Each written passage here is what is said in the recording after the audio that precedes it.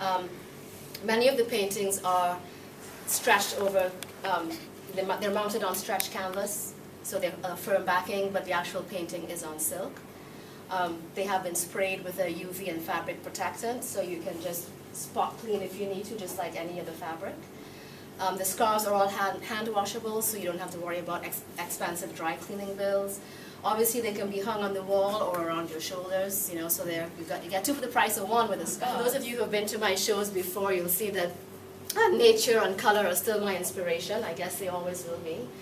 But some of my work has gotten a bit more abstract. I have been enjoying letting the dyes flow more and do more of their own thing, letting them dictate the direction of the painting rather than me trying to control everything, which is a little difficult for someone who's afflicted with perfectionism like I am. But I'm really enjoying the result, and I hope you do too. I've been doing a lot of more quilting and embellishments. I've been having fun with that, like in the pieces you see in the back.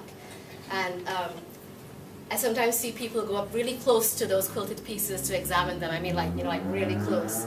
And they're trying to figure out, how did I piece all those little pieces of fabric together?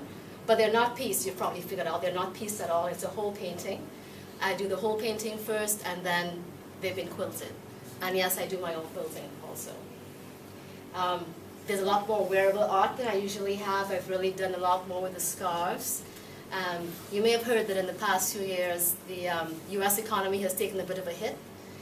And we in the artist community have really felt that, because let's face it, buying art is not a huge priority when you're concerned about your job. So while art does feed the soul, it doesn't do much to feed the stomach. So I decided to just shift gears a bit and just present my silk art in a different way. So everything is painted on silk, it's the same medium, it's just presented differently. And in the art festivals in the US where I mostly show and sell my work, I mostly outdoor festivals, they've done very well.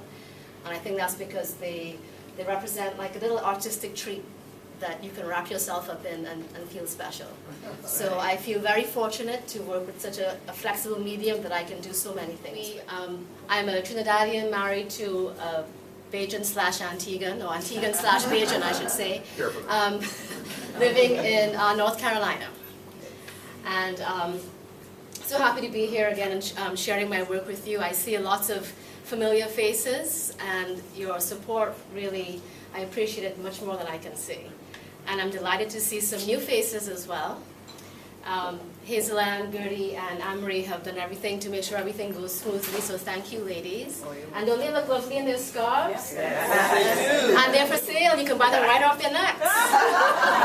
Really, seriously.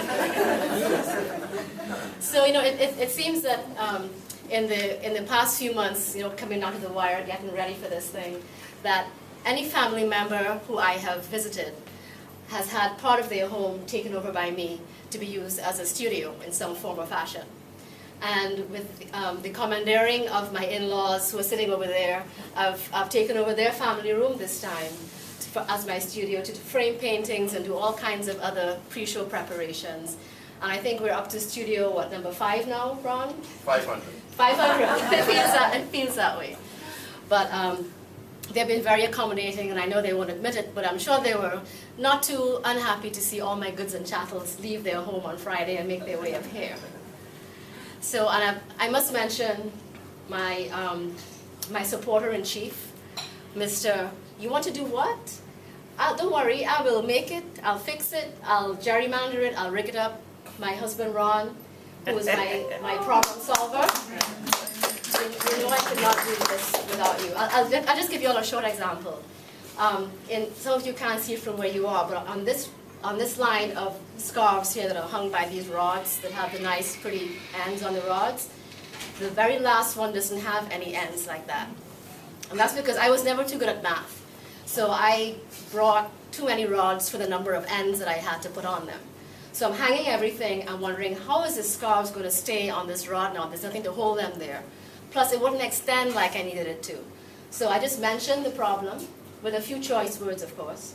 And next thing you know, within a short space of time, he had brought back washers or O-rings or whatever is on the end of those things, and he had managed to figure out how to unstick the stuck rod. So that is just an example of the issues that come up with any show that I do, and far worse than that has happened. But all I have to do is say, hey, here's the problem, and that's the end of my responsibility. He will solve it.